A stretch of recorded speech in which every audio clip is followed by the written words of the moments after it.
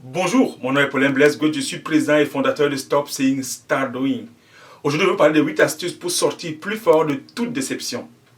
Écoutez, aucune déception n'est agréable, mais voilà, la déception n'est jamais agréable. Que ce soit voilà, une relation de couple qui n'a pas fonctionné, ou bien mais voilà, vous avez raté peut-être un rendez-vous très important par rapport à votre carrière, que ce soit mais voilà, les attentes que vous avez vis-à-vis de votre époux ou bien de votre collègue de travail, toutes ces choses, on les vit très difficilement. Pourquoi? Mais parce qu'il y a une forme d'insatisfaction mais voilà, qui s'installe. Et je le dirais à deux niveaux. Le premier niveau, c'est que j'ai des attentes. J'attends quelque chose, mais je ne suis pas maître de son déroulement ou bien de son dénouement. J'attends, mais je ne sais pas comment ça va se passer. Et parfois, quand cela arrive, c'est parce que, en fait, ça nous dérange, ça nous met, en fait, parfois on se met dans une situation de stress, on met un gros poids sur mais voilà, sur nos épaules parce qu'on voudrait voir, n'est-ce pas, la chose se réaliser. La déception, en fait, c'est une forme de contrariété, mais voilà, qui nous fait vraiment réaliser que nos espoirs sont anéantis. Alors j'ai envie de vous dire que quand il y a des attentes, n'est-ce pas, quand les attentes sont là devant nous, qu'elles soient élevées ou moins élevées, c'est proportionnel à quelque chose, peut-être par rapport à la situation dans laquelle on est, ou bien par rapport à une relation qui peut être personnelle ou bien voilà, professionnelle. Mais parfois quand on est déçu, n'est-ce pas, ça s'accompagne de beaucoup de sentiments, comme par exemple mais voilà, le sentiment de tristesse, je dirais aussi de la colère, du découragement, du chagrin qu'on va vivre parce qu'on n'est pas content, parce que nos attentes n'ont pas été, n'est-ce pas, on n'a pas eu de résultat, ça n'a pas été répondu d'une façon favorable. Mais alors, mais qu'est-ce qu'il faut faire? Souvent, pendant cette situation, on oublie de se focaliser par rapport à la leçon à apprendre après ça. On essaie de regarder juste la personne, n'est-ce pas, qui est à côté de nous, pour qui bien avec lequel on est ensemble. On aurait voulu qu'on voie les choses autrement, mais ça n'a pas fonctionné. Mais il faut avouer que, n'est-ce pas, ces sentiments nous poussent quand même à réfléchir. Si on prend un peu du temps avec du recul, la première chose, ça nous envoie des signaux très importants, des enseignements, pour nous faire réaliser, mais par rapport à ce que tu as, mais voilà, ce que tu as vécu, qu'est-ce que tu retires de ça comme enseignement pour le futur? C'est ça la vraie question qu'on devait se poser. Mais que faire? Qu'est-ce qu'il faut faire alors? Est-ce qu'il faut juste simplement continuer à se lamenter, à pouvoir mettre le blâme sur l'autre, ou bien, mais qu'est-ce que j'apprends? Qu'est-ce que j'apprends comme leçon? Et écoutez bien, j'ai dit tantôt, mais que faire pour ça? La première chose que vous devez faire, c'est que vous devez essayer, n'est-ce pas, d'amoindrir vos déceptions. Alors pour le faire, c'est de ne pas mettre le blâme sur la personne ni sur l'événement, mais de mettre le blâme, voilà, sur vos attentes. Parce que ce n'est pas l'autre qui vous a déçu, parce que l'autre n'a pas été au courant de ce que vous attendez. Peut-être qu'on n'a pas eu une discussion de cette situation. Alors, je vais prendre un exemple. Votre mari doit être de retour dans 1 heure, et vous attendez quand il va venir, il va vous faire des gros câlins, vous dire qu'il vous aime beaucoup, que vous êtes bien habillé. C'est un exemple que je donne. Hein. Ça peut être dans l'autre sens aussi. Et vous arrivez, mais finalement, le mari, peut-être il est fatigué, mais voilà, il revient de la maison, il a la tête ailleurs, et il n'a pas encore le temps de penser à ces choses-là. Bang! Vous êtes juste triste, vous êtes juste amer, et vous commencez à les critiquer. En fait, ce n'est pas lui qui est le problème. Ce n'est pas le tenter. En fait, ce sont les attentes que vous avez mis plus hautes qui sont vraiment un problème. Et la deuxième chose que vous devez tenir compte par rapport à ça, c'est de se poser quand même quelques questions, de savoir, mais en fait, mais qu'est-ce que ça me donne? Qu'est-ce que ça va me donner? Qu'est-ce que ça m'apporte en fait?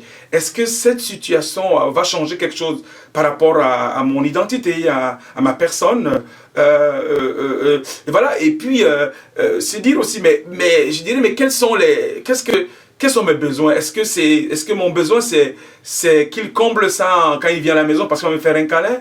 Et c'est autant de questions qu'on devait poser. La troisième chose, c'est d'essayer quand même de réduire vos attentes. Mais voilà, je sais qu'on ne peut pas vivre sans les attentes, mais moi je pense que la meilleure façon de vivre, c'est de ne pas avoir des attentes.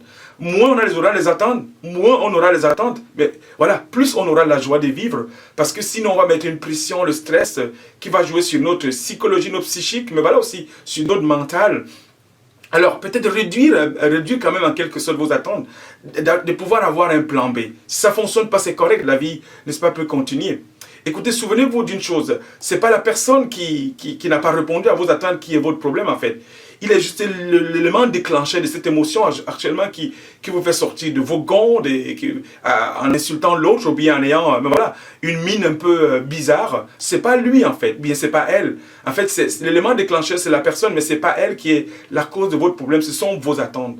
Et parfois aussi peut-être ça a réveillé, n'est-ce pas, des choses qui datent depuis fort longtemps dans votre vie, votre passé, et vous le mettez sur l'autre, sur votre vis-à-vis, et pourtant c'est pas lui qui est, n'est-ce pas, le problème.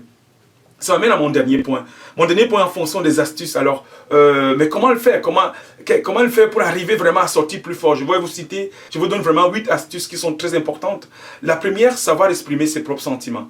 Je vous dirais, si vous gardez tout à l'intérieur, ça ne va pas aider parce que vous avez le droit, n'est-ce pas, d'être inconsolable, de pleurer, d'être déçu, mais il faut quand même en parler. Parce que souvent, le problème que nous avons en tant qu'humains, on essaie de mettre tout dedans et on laisse ça souffrir, on laisse ça grossir, ça devient une cassette, une vidéo qu'on va à chaque moment mettre dans notre tête, ça va jouer constamment, ce n'est pas une bonne chose.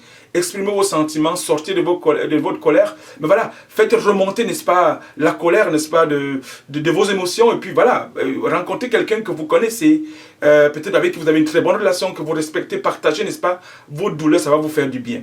Et la deuxième chose, de savoir prendre du recul, mais qu'est-ce que ça veut dire? Ça veut dire que, mais voilà, qu'est-ce que ce sentiment que j'ai actuellement va être dans une semaine, dans 6 mois, est-ce que je vais continuer à le garder en moi?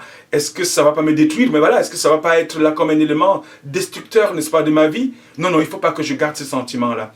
Il faut que je le fasse sortir. Alors la troisième chose, c'est ne vous complaisez pas trop là-dedans. Ne restez pas, ne faites pas de ça votre mariage, votre copain, vos sentiments de tristesse ou de colère. Parce que plus vous restez, plus ça va devenir amer.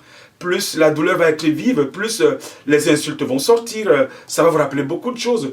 Mais faites un effort de sortir de là le plus tôt possible et de trouver une solution, n'est-ce pas, qui va vous permettre de se réjouir, se réjouir en tant que personne en sachant c'est une erreur de votre part que vous avez commise. Alors, tout le monde fait des erreurs, mais voilà, vous apprenez de votre erreur, vous passez à une autre étape. La quatrième chose, c'est de, n'est-ce pas, essayer de faire un effort. Faites l'effort, n'est-ce pas, de voir le bon côté des choses. Qu'est-ce que ça veut dire? Ça veut dire que tout ce qui nous arrive n'est pas forcément mauvais. Et parfois aussi, c'est de prendre le temps de faire en fait un certain bilan de santé par rapport à ça. Mais est-ce que le fait que je me suis mis en colère, c'est une bonne chose? Est-ce que ça m'aide à changer? Est-ce que ça change quelque chose dans moi? Est-ce que ça ne met pas les autres mal à l'aise? Est-ce que c'est pas quelque chose que je ne devais pas faire souvent? Peut-être prendre le temps de réfléchir en fonction de mes attentes et dire je ne veux pas continuer à les porter parce que ça me détruit, n'est-ce pas, à petit feu. Et la cinquième chose, c'est de savoir apprendre de vos défaites. Parce que dans la vie, écoutez bien, la patience, elle est amère, mais son fruit est doux. Il faut persévérer, il ne faut jamais abandonner. Parce que, n'est-ce pas, nos défaites nous forgent notre caractère, nous amènent à être patients, à être persévérants et à chercher à faire mieux. Mais voilà, je respecte beaucoup de gens qui sont tombés, qui sont relevés. Je respecte moins ceux qui sont tombés et qui sont simplement restés là et ils ne font plus rien. Et ça, la vie n'est pas faite comme ça. Les échecs ont leur place dans notre vie. Parce qu'il faut qu'on ait des échecs pour mieux, n'est-ce pas, réussir pour la prochaine fois. Ça va faire une pause. Ça veut dire que faire une pause, ça veut dire que tout de suite, je ne suis pas, de ne pas se lancer je vais dire, dans une espèce de régler le problème tout de suite avec l'autre. Parce que si vous essayez, vous allez mal le régler. C'est plus prendre du recul, prendre le temps, réfléchir en fonction de ce qui s'est passé pour mieux, je vais dire, revenir fort en essayant de voir qu'est-ce qu'il faut faire mieux prochainement et qu'est-ce qu'il ne faut pas faire. Et la septième chose, c'est entraînez-vous, n'est-ce pas, à accepter les choses. Ça, c'est un gros problème. Beaucoup de gens vivent dans le déni. Il y a un problème qui est sur place, il y a un problème qu'on vit. On essaie de le repousser, on dit, mais non, non, je ne vais pas y en parler, je ne vais pas en parler, je ne vais pas avoir une confrontation avec mon problème. On ne doit pas le problème, mais on doit l'autre. Mais non, non, non. Acceptez les choses. Acceptez que c'est arrivé. Acceptez que, voilà, comme c'est arrivé, vous devez mieux apprendre. Et vous allez mieux communiquer prochainement. Si vous voulez que votre mari vous fasse souvent des câlins, ou bien qu'il vous, qu'il vous tienne la main. Si vous voulez que votre femme lave la maison, lave les assiettes. Mais voilà, et je vais dire, qu'elle fasse de la cuisine. Si vous voulez que votre mari, je vais dire, s'occupe à couper le gazon. Mais parlez-en, asseyez-vous, discutez. Et ça va, n'est-ce pas, vous allez trouver des compromis. Ça va être mieux que juste de rester dans cette espèce de douleur qui vous tue à petit feu. Un dernier point, je vais dire, faites vivre l'espoir. Dans la vie, il y a toujours espoir. Soyez optimistes. N'est-ce pas? Les hommes et les femmes optimistes On rêve toujours des meilleures choses. Si vous êtes pessimiste, ça veut dire que ça ne va pas fonctionner. Allez avec des gens qui sont optimistes, voilà. Ils vont vous aider, qui sont positifs, ils vont vous encourager. Vous allez voir que, waouh, vous rayonnez différemment et vous allez peut-être prochainement, n'est-ce pas, être moins déçu et être capable, n'est-ce pas, de passer au travers des différentes déceptions. Alors, si vous avez aimé cette vidéo, je vous encourage très fortement à la partager avec quelqu'un que vous connaissez. La deuxième chose que je vous dis, n'est-ce pas, vous pouvez vous abonner, n'est-ce pas, sur ma chaîne YouTube. Vous allez recevoir chaque semaine une de mes vidéos. Et en plus de ça, allez sur mon site, adhérez à ma lettre de nouvelles. Vous recevrez une lettre de nouvelles chaque semaine. Alors, arrêtez de souhaiter, commencez à faire ce que j'appelle passer à l'action. Merci et merci beaucoup. Bye bye, ciao.